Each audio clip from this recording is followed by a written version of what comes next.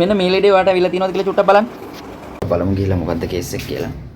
ආයිබෝන් south හිතවතුනි mic දෙකක් ගහලා අඬ කියන්න ඕන කතාවක් තමයි මම මේ දැන් ඔයාලත් එක්ක ෂෙයා කරගන්න හදන්නේ. මගේ හිසේ කෙස් ගානට මම Windows ගහලා තියෙනවා මේ අවුරුදු කීපයට. අවුරුදු කීපයක් කියන්නේ සුළු පටු කාලයක් නෙවෙයි. අවුරුදු සාමාන්‍යයෙන් 10ක් 15ක ඉඳන්ම 15ක් විතර ඉඳගෙන මම මේ කම්පියුටර්ස් වල Windows ගහනවා. ඉතින් Windows 95 වල ඉඳන් Windows 98 2000 XP Windows Me XP Vista 7 8.1 ඔය හැම මංගල්‍යයක්ම ගහලා තියෙන මට දවස් එකමාරක් ගියා මේ ලැප්ටොප් එකකට Windows ගහන්න. මේක නම් ඉතින් ෂෙයා කරගන්න ඕන ප්‍රශ්නයක්. විශේෂයෙන්ම තාක්ෂණික ශිල්පීන් මොකද නිතර වලට Windows ගහනකොට මේ වගේ අර්බුදයකට ලක් වුණොත් එහෙම ඒ කාලේ ඉතින් අත්තුල අවාවත් අපිට ගොඩ ගන්න බෑනේ. මාර අපරාධයක් වෙනවා.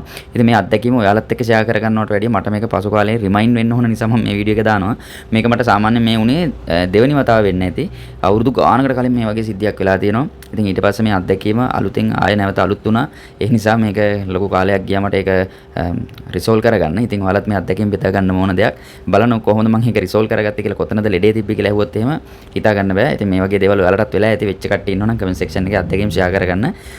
ප්‍රධානම දේ තමයි මට ආවා 11 gen ලැප්ටොප් එකක්. ඒකට SSD එකක් අප්ඩේට් කරන්න කියලා. ඉතින් මේ ලැප්ටොප් එක මං ගාව තියෙන ඔන්න බලන්නකො මේ තියෙන ලැප්ටොප් එක. ඔන්න දෙක ළඟ තියාගෙනම තමයි වීඩියෝ එක කරන්නේ.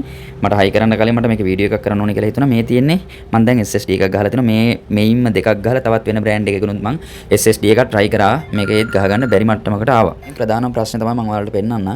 මේකට SSD එක රීප්ලේස් කරලා ඉවරලා Windows ගැහුවා. Windows ගහලා ඉවර වෙලා අනේ Windows hard එක partition කරලා Windows install වෙලා ආපහු restart වුණාට පස්සේ restart වෙනකොටම ආයෙ desktop එකට එන්නේ නැහැ.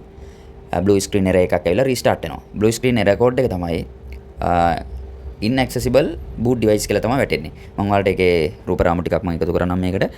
inaccessible boot device කියලා වැටුණාට පස්සේ මේක ගහන හැම SSD එකකටම ඔය ලෙඩේ එන්නේ. ඉතින් මම මේකට SSD මාරු කරලා බැලුවා. ඊට පස්සේ මම නැවත මේකේ තියෙන BIOS අප්ඩේට් කරලා බැලුවා. මේකේ තියෙන BIOS වල තියෙන settings බැලුවා. මේ සාමාන්‍යයෙන් 11 gen lap එකක් මේක 11 gen processor වලට සමහර වෙලාවට මේ Windows ගහනකොට සමහර වෙලාවට පෙන්වන්නේ නැති වෙන අවස්ථා තියෙනවා. මේ වගේ පොඩි errors එනවා. මේකේ VMD drivers එහෙම නැතුනොත් එහෙම ඒවා install කර බැලුවා. pen එක format කරලා බැලුවා. pen එක මාරු කරලා බැලුවා. ඔය කතන්දර ඔක්කොම කරා. නමුත් හිතවතුනේ වැඩේ ගොඩ දාගන්න බැරි වුණා. ඔය ලෙඩේම තමයි එන්නේ. දැන් මට කරගන්න දෙයක් ඇත්තෙම නැතුව මම අන්තිම මොහොතේ කරපු වැඩේ තමයි මං ගාව තව 11 gen ලැප් එකක් තිබ්බ මං ගාව. පෙන්නන්න ඕනේ ඒකත් ගලවලා තියෙනවා මේස උඩ. මේ අපිට ඉවරයි ගණන් ගන්න එපා. වැඩ ගොඩක් තියෙන අතරතුර මේ මෙන්න මේ ලැප් එකේ මම SSD එක ගැලවුවා. මේක SSD එක ගලවලා මම ගැහුවා. ඔය ලෙඩේ තියෙන ලැප්ටොප් එකට ගැහුවා. අනේ ලස්සනට ඔන්න එනවා. හේතුව තමයි මේකේ මැග්නටික් හાર્ඩ් ඩිස්ක් එකේ තිබ්බ OS එකත් ඔන්න එනවා. ඉතින් ස්ලෝ නිසා තමයි මේකට අපිට SSD එකක් ගහන්න කියලා කස්ටමර් රික්වෙස්ට් කරේ. ඉතින් ඔන්න ඔය විදිහට මම ගහලා බලුවට පස්සේ මේ ඉතින් ස්ටෙප් බයි ස්ටෙප් 10 ගහලා බලලා 11 ගහලා බලලා කතන්දර ගොඩක් ඔය හැම මඟුලකටම ඔය කේස් එක තමයි උනේ. ඉතින් අන්තිමේදී මෙන්න මේ විදිහට මම ගහපු SSD එක වෙන SSD එකක් ගැහුවා. මම ඒක ගහලා අනේ වැඩ කරා මට හිතුණා ඊට පස්සේ මේ කලින් ගහපු SSD වල අවුලක්ද කියලා නෑ. වැඩේ කියන්නේ මට මේක ප්‍රූෆ් කරගන්න ඕන නිසා මම මේක ගහලා තිබ්බ මේ SSD එක අර error එකනේ SSD එක මම ගැහුවා අර වැඩ කරපු අනෙක් 11 gen laptop එකට ගැහුවා. ගැහුවට පස්සේ මේ ලැප් එකට එන ලෙඩේම අරකට එනවා. හරි. එතකොට මම කරපු වැඩේ මම තීරණය කරා ඒකට දාලා Windows ගහන්න බැලුවා. ඒකට දාලා ඉවරලා ඒ Windows ගැහුවත් ඒත් ඒ error එකම තමයි ආවේ. ඉතින් ලෙඩේ තිබිලා තියෙන්නේ කොතනද කියලා වලට තාමත් අදහසක් නැතුව ඇති. මම ඊට පස්සේ පෙන් මාරු කරලා බැලුවා. මම ඊට පස්සේ හිතුවා මගේ මැෂින් එකේ තියෙන Windows එක මම bootable කරපු Windows එකේ මොකක් හරි issue එකක්වත් ද කියලා හිතුණා. ඉතින් මොකද මේ නිරන්තරයෙන් ගහන්නේ ඒකේ. මගේ data backup ඔක්කොම තියෙන මගේ cache එකේ තියෙන අර computer එකේ තමයි තියෙන්නේ. ඉතින් ඒකෙන් මම සැකේට මගේ වෙලාවට මගේ backup එකක් තිබ්බා. මගේ external hard disk එකක් තියාගන්නවා. මම යන තැන අර යනවා. මගේ software ටික මේ ටික මෙන්න මේකේ තියාගෙන ඉන්නවා. මම මේකෙන් boot කරලා ගැහුවා. අප්පට සිරි. මේකෙන් boot කරලා ගැහුවට පස්සේ වැඩේ හරි ගියානේ. ඉතින් මම මෙච්චර කුණක් කාලා තියෙන්නේ. හැබැයි ඉතින් කිසිම error එකක් නැහැ. Windows එක format වෙලා Windows එක install වෙනවා. හැබැයි restart වෙනකොට තමයි ප්‍රශ්නේ එන්නේ.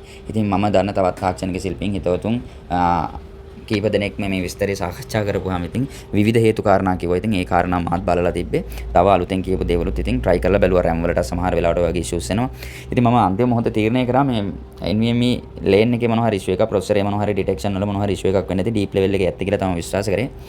ඉතින් මේකේ BIOS වලත් settings update කරලා මේ BIOS drivers update කරලා BIOS update කරලා මේ කතන්දරත් ඔක්කොම කරලා අන්තිමේදී ඔය ලෙඩේ අඳුනගත්තේ ඔන්න ඔය මොහොතේ. ඉතින් ඔයාලටත් මේ වගේ ප්‍රශ්න එන්න පුළුවන්.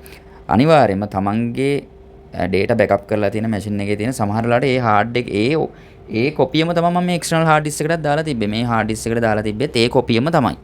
එතකොට Windows ගහපු pen එකමයි. එතකොට අර මැෂින් එකෙන් මං හිතන්නේ 10 පාරකට වැඩිය මම Windows එක bootable කරගත්ත පෙන් එකට. ඉතින් එතකොටවත් කිසි error එකක් ආවේ නැහැ. මට හිතා ගන්න බෑ. ඒකේ තිබ්බ Rufus එකමයි, ඒකේ තිබ්බ Windows එකමයි මම මේකට save කරගෙන තිබ්බේ. මොනවා වෙලාද දන්නේ නැහැ. තව පාරක් ඒ machine එකෙන් මම ඒක bootable කරගෙන ඉවර වෙලා මම වෙන machine එකකට ගහලා මේ වගේ ගැටලුවක් ආවොත් එහෙනම් මට සිද්ධ වෙනවා ඒ hard එක format ඒ කියන්නේ file එක අයින් කරලා දාලා වෙනම නැවත මේකෙන් කොපියක් එකකට ගන්න. සමහර වෙලාවට ඒකේ ISO file එක සමහර වෙලාවට crash වෙලා නැත්නම් corrupted වෙලා හරි මොකක් හරි වෙලා තියෙන්න පුළුවන්. ඉතින් ඔය වගේ ප්‍රශ්න එනවා. ඉතින් මේක වටිනවා කියලා හිතපු නිසා මම ඔයාලත් එක්ක share කරගන්නවා. ඔයාලගේ අදහස් තියෙනවා නම් comment section එකේ comment එකක් දාන්න. එහෙනම් මේ වගේ තවත් අලුත් දේවල් තියෙනවා නම් අරගෙන එන්න. අත්දැකීම් තියෙන ඒවා අරගෙන එන්න. ඉතින් අපිත් එක්ක දිගටම එකතු වෙලා එන්න.